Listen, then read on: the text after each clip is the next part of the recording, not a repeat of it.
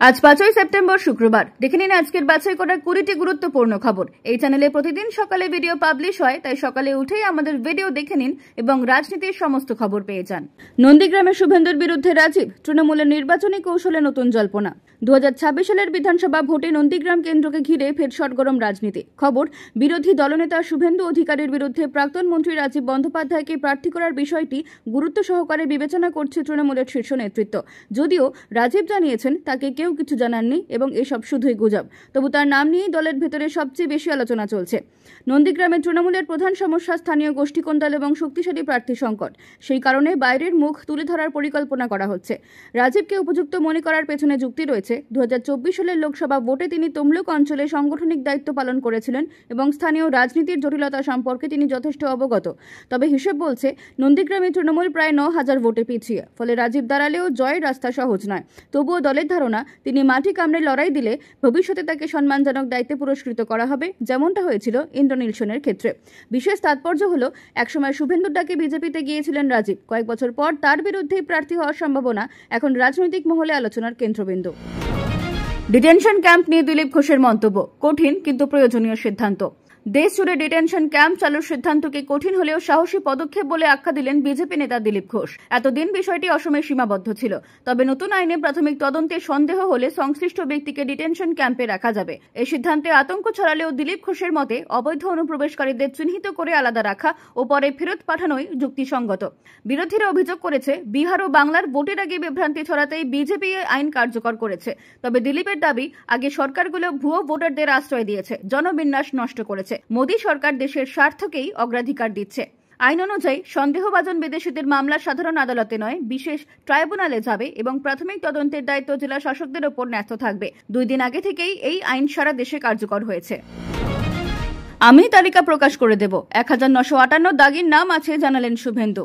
বিরোধী দলনেতা শুভেন্দু অধিকারী জানিয়েছেন তার কাছে রয়েছে চাকরি দুর্নীতিতে জড়িতদের পূর্ণাঙ্গ তালিকা। তার দাবি, মোট 1958 জন দাগি রয়েছে, অথচ এসএসসি যে তালিকা প্রকাশ করেছে তা অসম্পূর্ণ। শুভেন্দুর কথায়, আপনাদের আর বলতে হবে না চোর ধরো জেলে ভরো, এখন একটাই আওয়াজ, চাকরি চোর। প্রসঙ্গত, প্যানেল বাতিলের পর সুপ্রিম কোর্ট নতুন করে পরীক্ষা নেওয়ার নির্দেশ দিয়েছিল, কিন্তু কয়েকজন দাগি ফের পরীক্ষায় বসার সুযোগ চাইলে কোর্ট এসএসসিকে তালিকা প্রকাশ করতে বলে। সে নির্দেশেই কমিশন নাম প্রকাশ করে। তবে তালিকা কম হওয়ার কারণ জানতে চাইলে বিচারপতিরা প্রশ্ন তোলেন।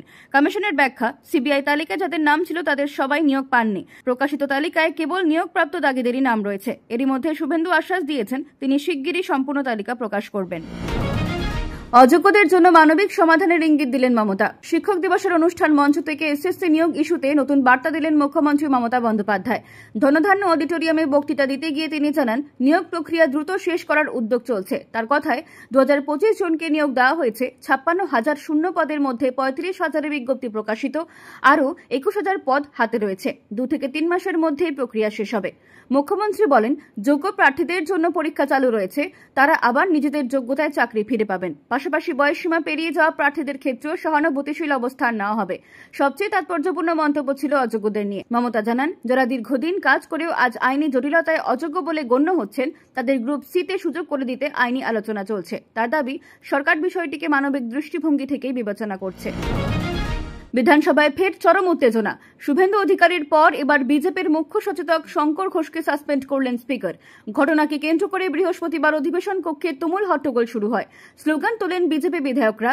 শঙ্কর ঘোষকে মার্শালের মাধ্যমে বাইরে বের করার চেষ্টা হলে ধস্তাধস্তিরও পরিস্থিতি তৈরি হয়। অধিবেশনের দ্বিতীয়ার্ধে মুখ্যমন্ত্রী মমতা বন্দ্যোপাধ্যায় বাংলা ভাষা ও বাঙালি হেনস্থার প্রতিবাদে বক্তব্য রাখছিলেন। এর আগে অগ্নিমিত্র পালের নাম ডাকা হলেও তিনি উপস্থিত না থাকায় মুখ্যমন্ত্রীকে বক্তব্য শুরু করতে বলেন স্পিকার। পরে অগ্নিমিত্র এলে তাকে সীমিত সময় দেওয়া হয়। নির্ধারিত সময় শেষ হতেই তার মাইক বন্ধ করা হলে বিজেপি বিধায়করা প্রতিবাদে সরব হন। ঠিক সেই সময় শঙ্কর ঘোষ শুভেন্দুর সাসপেনশন নিয়ে স্লোগান শুরু করেন। একাধিক সতর্কবার্তা সত্ত্বেও তিনি অনড় থাকায় স্পিকার তাকে সাসপেন্ড করেন। পরিস্থিতি ক্রমেই উত্তপ্ত হলে মুখ্যমন্ত্রী ওয়েলে নেমে নিজের দলের বিধায়কদের শান্ত থাকতে নির্দেশ দেন। সাসপেনশন বিতর্কে শুভেন্দুর বার্তা, বিজেপিতে একজন নয়, অনেক শুভেন্দু আছেন। বিধানসভায় বিরোধী দলনেতা শুভেন্দু অধিকারীর সাসপেনশন ঘিরে তৈরি হয়েছে বিভ্রান্তি। স্পিকার বিমান বন্দ্যোপাধ্যায় প্রথমে ঘোষণা করেছিলেন কেবল গত মঙ্গলবারের জন্য শুভেন্দুকে সাসপেন্ড করা হয়েছে, কিন্তু পরে বাইরে এসে জানান পুরো অধিবেশন জুড়েই তাকে তিনি সাসপেন্ড করেছেন। এই দ্বৈত সিদ্ধান্ত নিয়েই বিজেপির প্রশ্ন, একই বিষয় ভেতরে একরকম বাইরে আরেক রকম কথা বললেন কিভাবে স্পিকার? এ প্রসঙ্গে শুভেন্দু স্পষ্ট করেছেন, বিজেপি অফিসিয়ালি অধিবেশন বয়কট করেনি। তার দাবি, স্পিকারের ভয়েস রেকর্ডিংয়ে স্পষ্ট বলা আছে মঙ্গলবার পর্যন্তই সাসপেনশন, পরে কাগজে টাইপ করে বদলানো হয়েছে। আসলে নেত্রীর নির্দেশেই আমাকে বাইরে রাখা হয়েছে। তিনি আরও বলেন, আমাদের বিধায়করা ভেতরে ঢুকবে, বুঝিয়ে দেবে বিজেপিতে শুধু শুভেন্দু নয়, আরও অনেক শুভেন্দু আছেন। সারাক্ষণ নিউজ চ্যানেলগুলো দেখে সময় নষ্ট না করে এই ভিডিওগুলোতেই দেখে নিন সারাদিনের সমস্ত গুরুত্বপূর্ণ খবরগুলো। তাই যখনই এই রকম থাম্বনেল দেখবেন তখনই ক্লিক করে দেখে নেবেন। কল্যাণ বললেন, ভুল হয়েছে। বিচারপতি বললেন, এত গুরুতর ভুলের পরেও আপনাদের অফিসারদের চাকরি কিভাবে থাকে? কলকাতা হাইকোর্ট ফের অযোগ্য প্রার্থীদের আবেদন খারিজ করল। দাগিদের নতুন পরীক্ষায় বসার অনুমতি দেওয়ার আর্জি নিয়ে এসেছিল প্রায় 350 জন আবেদনকারী। একক বেঞ্চের রায়কে চ্যালেঞ্জ করলেও বিচারপতি তপব্রত চক্রবর্তী ও ঋতব্রত মিত্র ডিভিশন বেঞ্চ সেই রায় বহাল রাখে। শুনানিতে বিচারপতি প্রশ্ন তোলেন, এত গুরুতর ভুলের পরেও এসএসসির অফিসারদের চাকরি কিভাবে রয়ে যায়? আদালতের রোষের মুখে পড়ে এসএসসির আইনজীবী কল্যাণ বন্দ্যোপাধ্যায় স্বীকার করেন, ভুল হয়েছে। লক্ষাধিক আবেদনকারীর মধ্যে কে অযোগ্যতা আলাদা করা যায়নি। এতে ক্ষুব্ধ হয়ে বেঞ্চ জানায়, সুপ্রিম কোর্ট দাগিদের পরীক্ষায় বসতে না দেওয়ার বিষয়ে পরিষ্কার নির্দেশ দিয়েছে, তাই হাইকোর্টের কোনো ছাড় দেওয়ার সুযোগ নেই। মামলাকারীদের আইনজীবীরা আগের রায়ের নজির তুলে ধরলেও আদালত জানায়, এর সমাধান কেবল শীর্ষ আদালতেই সম্ভব। শেষ পর্যন্ত ডিভিশন বেঞ্চ প্রায় সব আবেদন খারিজ করে দেয়। শুধু 3টি নতুন মামলার বিষয়ে আলাদা সিদ্ধান্ত পরে জানানো হবে। শওকত মোল্লার কনভয়ের গাড়ির ধাক্কায় মৃত্যুর ঘটনায় অবশেষে পদক্ষেপ লালবাজারের। রিপোর্ট তলব। ভাঙড়ের তৃণমূল বিধায়ক শওকত মোল্লার কনভয়ের একটি গাড়ির ধাক্কায় প্রাণ হারালেন এক বাইক আরোহী। ঘটনাটি ঘিরে উঠেছে গুরুতর প্রশ্ন, কেন মেয়াদোত্তীর্ণ গাড়ি সরকারি কনভয় ব্যবহৃত হচ্ছিল এবং কেন চালক বা বিধায়ককে এখনো গ্রেফতার করা হয়নি? প্রথমে কোনো পদক্ষেপ না নিলেও অবশেষে লালবাজার তৎপর হয়ে জয়েন্ট সিপি ইস্টকে বিস্তারিত রিপোর্ট জমা দিতে নির্দেশ দিয়েছে। পুলিশ জানিয়েছে, দুর্ঘটনার সময় গাড়িটির অ্যাক্সিলেটর ভেঙে যায়, ফলে নিয়ন্ত্রণ হারিয়ে সেটি বাইক এবং বিদ্যুতের খুঁটিতে ধাক্কা মারে। বিধায়ক অল্পের জন্য রক্ষা পান, যদিও বাইক আরোহী হাসপাতালে মারা যান। থানায় অভিযোগ দায়ের হলেও চালককে গ্রেফতার করা হয়নি। ইতিমধ্যে সিসিটিভি ফুটেজ খতিয়ে তদন্ত শুরু হয়েছে। রাস্তায় পাকিস্তানি নোট, চাঞ্চল্য মেখলিগঞ্জে। কোচবিহারের মেখলিগঞ্জ ব্লকের রানীরহাট এলাকায় হঠাৎই রাস্তায় মিলল পাকিস্তানের 100 এবং 10 টাকার 2টি নোট। ঘটনাটি দেখেন স্থানীয় যুবক প্রফুল্ল রায়। স্টেট ব্যাংক অফ পাকিস্তান লেখা নোট হাতে পেয়ে চারিদিকে ছড়িয়ে পড়ে চাঞ্চল্য। সীমান্তবর্তী অঞ্চলে এমন ঘটনায় আতঙ্ক ছড়িয়েছে স্থানীয়দের মধ্যে। কোথা থেকে এলো এই নোট তা খতিয়ে দেখতে শুরু করেছে পুলিশ। আপাতত প্রশাসনের দাবি, বিষয়টিকে গুরুত্ব দিয়েই দেখা হচ্ছে, তবে স্থানীয়রা আশঙ্কা করেছেন এর নেপথ্যে বড় কোনো রহস্য লুকিয়ে থাকতে পারে। আনন্দে ভাসছে লাভপুর। প্রধান শিক্ষক কাঞ্চন বন্দ্যোপাধ্যায়ের হাতে উঠবে শিক্ষারত্ন পুরস্কার। বীরভূমের লাভপুরের মজুমদার ডাঙ্গা প্রাথমিক বিদ্যালয়ের প্রধান শিক্ষক কাঞ্চন বন্দ্যোপাধ্যায় এবার পাচ্ছেন শিক্ষারত্ন পুরস্কার। তার হাতে এই সম্মান তুলে দেবেন মুখ্যমন্ত্রী মমতা বন্দ্যোপাধ্যায়। 1999 সালে শিক্ষকতা শুরু করে 2007 সালে লাভপুরের এই বিদ্যালয়ে যোগ দেন তিনি। আদিবাসী অধ্যুষিত এই স্কুলে পড়ুয়াদের স্কুলমুখী করতে নানান উদ্যোগ নেন কাঞ্চনবাবু। জন্মদিন পালন, ফুটবল দল গঠন, ইউটিউবে ডিজিটাল ক্লাস, সব মিলিয়ে তিনি শিক্ষাকে সহজ এবং আকর্ষণীয় করে তুলেছেন। গ্রামবাসীদের মতে, তার নিরলস প্রচেষ্টাতেই স্কুলের পড়াশোনার মান যেমন বেড়েছে, তেমনই বেড়েছে জনপ্রিয়তাও। তাই তার পুরস্কার পাওয়ার খবরে উল্লাসে ভাসছে গোটা লাভপুর। জেলে থাকলেও দাগি নয়, বিচারপতি সিনহার নির্দেশে পরীক্ষায় বসবেন পক্সো মামলার অভিযুক্ত। এসএসসি পরীক্ষাকে ঘিরে জটিলতার মধ্যেই নতুন মোড়। পক্সো মামলায় জেলে থাকলেও পরীক্ষায় বসতে পারবেন এক প্রার্থী। বিচারপতি অমৃতা সিনহার বেঞ্চ বৃহস্পতিবার এই নির্দেশ দেন। ওই অভিযুক্তের বিরুদ্ধে কোনো ওএমআর জালিয়াতি বা র্যাঙ্ক জাম্পের অভিযোগ না থাকায় তাকে দাগি বলা হয়নি, ফলে জেল থেকেই পরীক্ষা দেওয়ার সুযোগ পাচ্ছেন তিনি। অন্যদিকে অযোগ্যদের পরীক্ষায় বসতে দেওয়ার আর্জি একক বেঞ্চ খারিজ করার পর ডিভিশন বেঞ্চেও সেই রায় বহাল রাখে, অর্থাৎ দাগিরা পরীক্ষায় বসতে পারবে না। আগামী 7 এবং 14 সেপ্টেম্বর নবম থেকে দশম ও একাদশ থেকে দ্বাদশ শ্রেণীর পরীক্ষা অনুষ্ঠিত হবে। 1 মাস অসুস্থ থাকার পর প্রয়াত তৃণমূল বিধায়ক জাফিকুল ইসলাম।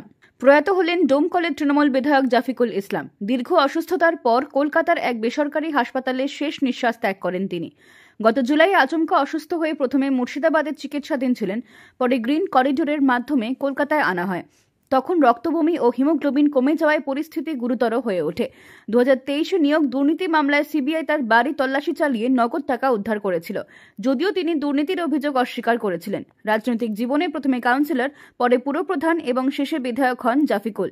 ব্যবসার সূত্রে রাজনীতিতে প্রভাবশালী হয়ে ওঠেন তিনি। টাকা পড়ে গিয়েছে। কুড়োতে যেতেই ঘটে গেল অঘটন, বড় ক্ষতি হয়ে গেল বৃদ্ধের। ব্যাংক থেকে টাকা তুলে ফেরার পথে প্রতারণার শিকার হলেন মুর্শিদাবাদের কারালাঘাটের বাসিন্দা শেখ মোহাম্মদ আরিফ। বুধবার তিনি একটি রাষ্ট্রায়ত্ত ব্যাংক থেকে 49,000 টাকা তুলে পাশের আরেক ব্যাংকে পাসবই আপডেট করেন। সাইকেলের হ্যান্ডেলে ব্যাগ রেখে তালা খুলছিলেন। ঠিক তখনই এক ব্যক্তি বলেন, মাটিতে টাকা পড়ে আছে। আরিফ 30 টাকা কুড়োতে যেতেই মুহূর্তে উধাও হয়ে যায় তার টাকার ব্যাগ। অভিযোগের ভিত্তিতে পুলিশ সিসিটিভি ফুটেজ খতিয়ে দেখছে। হঠাৎ এই ঘটনায় আতঙ্ক ছড়িয়ে পড়েছে এলাকায়। হাসিনা সহ আওয়ামী লীগ নেতাদের ভোটে অংশগ্রহণ আটকাতে এবার আইন সংশোধনের পথে ইউনিস সরকার। বাংলাদেশের অন্তর্বর্তী সরকার বড় সিদ্ধান্ত নিল। মানবতা বিরোধী অপরাধে চার্জশিটভুক্ত ব্যক্তিরা আর সংসদ নির্বাচনে অংশ নিতে পারবেন না। এজন্য ইন্টারন্যাশনাল ক্রাইমস ট্রাইব্যুনাল অ্যাক্ট 1973-এ নতুন ধারা সংযোজন করা হয়েছে। চার্জশিট দাখিল হলেই সংশ্লিষ্ট ব্যক্তি প্রার্থী হওয়ার যোগ্যতা হারাবেন। সরকারের দাবি, এভাবে নির্বাচনে বিতর্কিত ব্যক্তিদের অংশগ্রহণ ঠেকানো হবে। তবে সমালোচকদের মতে, দোষী সাব্যস্ত হওয়ার আগেই ভোটে প্রার্থী হওয়ার অধিকার কেড়ে নেওয়া মৌলিক অধিকারের পরিপন্থী। রাজনৈতিক মহল মনে করছে, এই পদক্ষেপের মূল লক্ষ্য শেখ হাসিনা ও আওয়ামী লীগকে নির্বাচনের বাইরে রাখা। মজুরি বৃদ্ধির দাবি, বিনা অনুমতিতে জেলা শাসকের অফিসে বিক্ষোভ হাওড়া পুর কর্মীদের, মামলা করল পুলিশ। হাওড়া পুরসভার অস্থায়ী সাফাই কর্মীরা মজুরি বৃদ্ধির দাবিতে ফের বিক্ষোভে নামলেন। অভিযোগ, তারা বিনা অনুমতিতে বারবার পুরসভা ও জেলা শাসকের দপ্তরের সামনে বিক্ষোভ করায় রাস্তা অবরুদ্ধ হচ্ছে, পরিষেবাও ব্যাহত হচ্ছে। এই কারণে পুলিশের তরফে তাদের বিরুদ্ধে মামলা রুজু হয়েছে। তা ঘিরেই বৃহস্পতিবার ফের পুরসভা চত্বরে বিক্ষোভে উত্তাল কর্মীরা। তাদের দাবি, দৈনিক মজুরি বাড়িয়ে মাসিক আয় 20 থেকে 25,000 টাকা করতে হবে এবং মামলা প্রত্যাহার করতে হবে। দাবি না মানলে লাগাতার ধর্মঘটের হুঁশিয়ারি দিয়েছে সংগঠন। তবে পুরসভার দাবি, রাজ্যের অনুমোদন ছাড়া মজুরি বাড়ানো সম্ভব নয়। অভিষেক ব্যানার্জির ঘনিষ্ঠ পরিচয় দিয়ে প্রতারণা, জমি বেচায় সর্বশান্ত সোদপুরের দম্পতি। অভিষেক বন্দ্যোপাধ্যায়ের ঘনিষ্ঠ পরিচয়ে প্রতারণার শিকার হলেন সোদপুরের সাধন ও শম্পা দাস। মেয়ের চিকিৎসার জন্য জমি বিক্রির সিদ্ধান্ত নেন তারা। অভিযুক্ত মাসুদ মণ্ডল তাদের জমি বিক্রির আশ্বাস দিয়ে ধাপে ধাপে প্রায় 3 লক্ষ টাকা ও সোনার গয়না নেন, কিন্তু 4 বছর পেরিয়েও জমি বা টাকা ফেরত দেননি। অভিযোগ, মাসুদ ফোনও ধরছেন না। উপায়ন্তর না দেখে দম্পতি পুলিশের দ্বারস্থ হওয়ার সিদ্ধান্ত নিয়েছেন। যদিও মাসুদ দাবি করছেন, টাকা বাকি থাকায় রেজিস্ট্রি হয়নি, তবে প্রতারণার অভিযোগ অস্বীকার করেছেন। ঘটনায় এলাকায় চাঞ্চল্য ছড়িয়েছে। নভেম্বরেই হতে পারে বিহার বিধানসভা নির্বাচন। অক্টোবরেই দিনক্ষণ ঘোষণা করতে পারে কমিশন। বিশেষ নিবিড় সংশোধন বা এসআইআর প্রক্রিয়ার পর ভোটার তালিকা প্রকাশিত হয়েছে। কমিশন সূত্র জানাচ্ছে, অক্টোবরের প্রথম বা দ্বিতীয় সপ্তাহে বিহার বিধানসভা নির্বাচনের দিন ঘোষণা হতে পারে। ছট পূজার পর নভেম্বরেই 2 বা 3 দফায় ভোট গ্রহণ এবং 15 থেকে 20 নভেম্বরের মধ্যে গণনা শেষ হতে পারে। 243 আসনের মধ্যে জাদু সংখ্যা 122। বর্তমানে এনডিএর হাতে 131 আসন, আরজেডি সহ বিরোধীদের দখলে 111টি। 2020 সালে শেষবার 3 দফায় ভোট হয়েছিল। এদিকে কংগ্রেস 89 লক্ষ অভিযোগ জমা দিলেও কমিশন জানিয়েছে, আপত্তি জানানোর নির্দিষ্ট প্রক্রিয়া তারা মানেনি। উন্নয়নের ডাবল ডোজ, জিএসটি সংস্কার নিয়ে বার্তা মোদির। ইউপিএ আমলের করনীতির কড়া সমালোচনা। কেন্দ্র সরকার জিএসটি কাঠামোয় বড় রদবদল করেছে। বুধবার অর্থমন্ত্রী নির্মলা সীতারামন জানান, এবার থেকে করের হার 3 স্তরে ভাগ হবে। 5%, 18% ও বিলাস পণ্যের ক্ষেত্রে 40%, 12% ও 28% স্ল্যাব তুলে দেওয়া হয়েছে। প্রধানমন্ত্রী নরেন্দ্র মোদী একে উন্নয়ন ও সমর্থনের ডাবল ডোজ আখ্যা দিয়েছেন। তিনি দাবি করেন, এতে সাধারণ মানুষের সঞ্চয় বাড়বে এবং অর্থনীতি আরও শক্তিশালী হবে। 22 সেপ্টেম্বর থেকে কার্যকর এই ব্যবস্থা অনুযায়ী মাখন, ঘি, সাবান, শ্যাম্পু, টিভি, ট্রাক্টর সহ বহু পণ্যের দাম কমবে। স্বাস্থ্য ও জীবন বীমা থেকেও জিএসটি সম্পূর্ণ প্রত্যাহার করা হয়েছে। দলের নয়, মহুয়ার মতুয়া মন্তব্য তার ব্যক্তিগত, অভিমত সাংসদ মমতা বালার। তবু সতীর্থকে না বলে নালিশ মুখ্যমন্ত্রী মমতাকে। মতুয়াদের নিয়ে মহুয়া মৈত্রর বক্তব্য ঘিরে বিতর্ক তীব্রতর। কৃষ্ণনগরের সভায় তৃণমূল সাংসদের কটাক্ষে ক্ষুব্ধ মতুয়া মহল। এই ঘটনায় বনগাঁর বিজেপি সাংসদ শান্তনু ঠাকুরও সরব হয়েছেন। এবার রাজ্যসভা সাংসদ মমতা বালা ঠাকুরের অনুগামী সংগঠন মুখ্যমন্ত্রী মমতা বন্দ্যোপাধ্যায়কে চিঠি দিয়ে অভিযোগ জানালো। তাদের দাবি, মহুয়ার মন্তব্য মতুয়া ও নমশূদ্র সমাজের আত্মসম্মানে আঘাত করেছে। যদিও মমতা বালা বলেছেন, এটি মহুয়ার ব্যক্তিগত মত, তবে সংগঠনকে দিয়েই মুখ্যমন্ত্রীর কাছে বিষয়টি তোলা হয়েছে। তৃণমূল অন্তরে এই মন্তব্য নিয়ে শোরগোল শুরু হলেও মহুয়ার সঙ্গে সরাসরি আলোচনা করতে চাননি মমতা বালা।